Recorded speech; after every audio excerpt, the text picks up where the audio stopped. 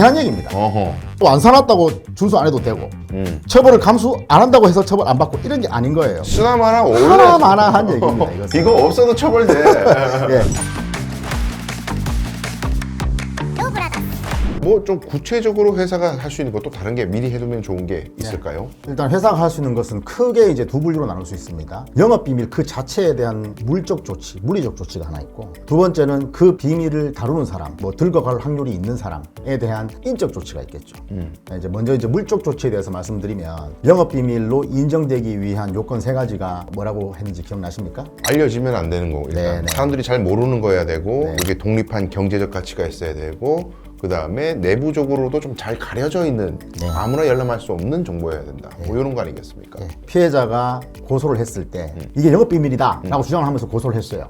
그럼 검사가 이제 이거를 부경법으로 공소제기를 할 건지 일반 형법으로 할 건지, 그러면 이제 판사는 이걸 부경법으로 처벌할 것인지 일반 형법으로 할 것인지에 대해서 판단할 때 방금 말씀하신 요건 중에서 뭐가 사실 문제가 되겠습니까? 독립된 경제 가치는 너무 쉬울 것 같고, 네.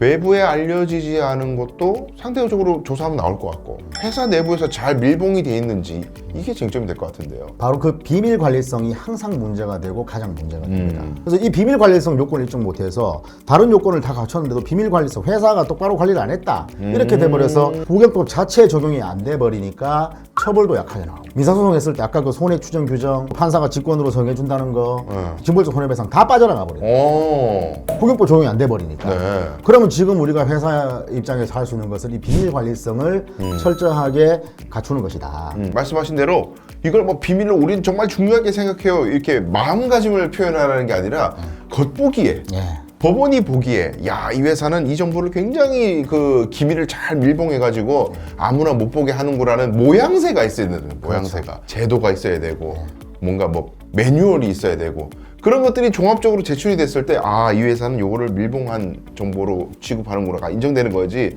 아무리 뭐 말로 우리 이거 정말 중요하게 생각한다고요, 아무리 말해봤자 의미가 없다.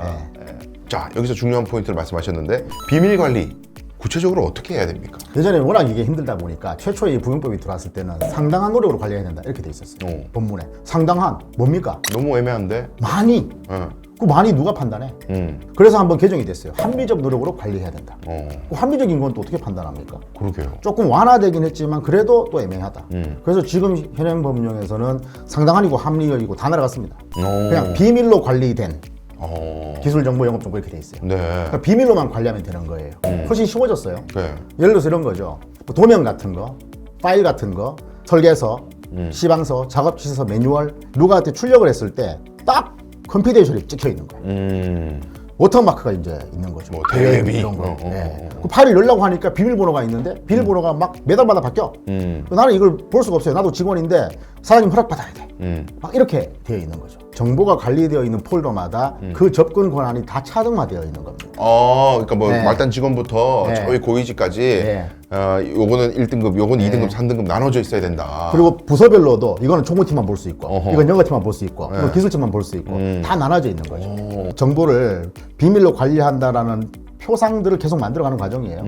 그 다음에 주기적으로 이제 저 같은 부경법 하는 변호사나 아니면 보안 전문가들을 불러서 영업 비밀 교육을 시키는 겁니다. 관리 교육. 그리고 교육받은 사람들 다 사인을 받아. 예, 교육도 시켰다. 회사에서 교육 나간다고 강사 수강료도 막 줬어. 회사가 이제 돈을 들여가지고 이 관리를 해왔다는 거죠. 이러한 작업들을 다 해놔야 나중에 누가 우리 회사의 중요한 비밀을 들고 나갔을 때에 검사나 판사 앞에서 소명이 된다는 거죠. 우리가 이 정보를 그간 영업비밀로 이러이러한 방법으로 관리해 왔습니다. 그리고 이 피해자는 이 사실을 다 알고 있음에도 불구하고 감히 이러한 범죄를 저질렀습니다. 소명이 되고 나면 이제 검사나 판사도 편하게 부경법으로 인정해 줄 수 있다는 거죠. 이게 중요한 부분 같아요. 대표님들 중에는 네. 아유 뭐 그거 한다고 뭐 크게 의미 있나 이런 생각 하시는 분도 있을 수 있는데, 그것 때문에 막아진다가 아니라 문제가 생겼을 때 부정경쟁방지법을 적용받기 위한 중요한 조건이 된다는 겁니다. 네, 그게 네. 실제로 막을 수 있는데 뭐 얼마나 효과가 있나 이런 걸 지금 우리가 생각할 때가 아니라는 거죠. 이렇게 물적 관리는 뭐 이렇게 정리를 하고, 사람 관리는 또 어떻게 하는 겁니까? 결국은 사람이 들고 나가니까. 네. 예. 일단은 이제 사람을 채용을 하실 때 이제 근로계약서를 쓰시고 하실 텐데 이제 보안서약서까지 받으셔야 되고요. 당연하겠죠. 네, 퇴사할 때도 마찬가지로 받으셔야 돼요. 협력업체들에게 하도급을 줄 때도 하도급업체와 이제 공급계약서, 용역계약서, 도급계약서를 쓰실 거 아닙니까? 거기에도 이제 보안 규정을 쓰셔야 돼요. 근데 보통 이제 이 정도는 다들 아세요. 아셔가지고 지금 이게 기업에서 쓰고 있는 이제 보안계약서 보면은 영업비밀을 준수하겠습니다. 이걸 뭐 들고 나갈 시에는 민형사상 처벌을 달게 받겠습니다. 이렇게 써놨다. 이게 당연한 얘기입니다. 또 안 써놨다고 준수 안 해도 되고 처벌을 감수 안 한다고 해서 처벌 안 받고 이런 게 아닌 거예요. 쓰나마나 원래 하나마나한 얘기입니다. 이것은. 이거 없어도 처벌돼. 예, 그래서 보안사약서를 어떻게 해야 되냐면 보안사약서를 쓰시는데 별지 목록 기재 이래가지고 이 회사가 관리하는 영업 정보들을 일람표를 만들어서 리스트를. 그거를 첨부서로 붙여놓는 거예요. 그래서 도급계약서나 근로계약서에 부대하는 보안사약서에 부대하는 첨부서를 만들어 두면 이러이러한 정보들이 영업비밀이라는 것이 근로자나 도급 업체들한테 표시가 됐잖아요. 그럼 나중에 이 친구들이 이걸 들고 나갔을 때에도 부정한 이익을 얻기 위해서 사용했을 때에도 몰랐다 항변이 안 되는 거예요. 딱 특정이 돼 있으니까 헷갈리시면 안 되는 게 리스트를 적어버리면 비밀이 밖으로 다 새는 거 아니냐, 내용을 적으라는 게 아니라 제목만 설계도면, 지방서, 문서 제목만 쭉 적어놓으면은 아 이게 도움이 많이 되겠네요.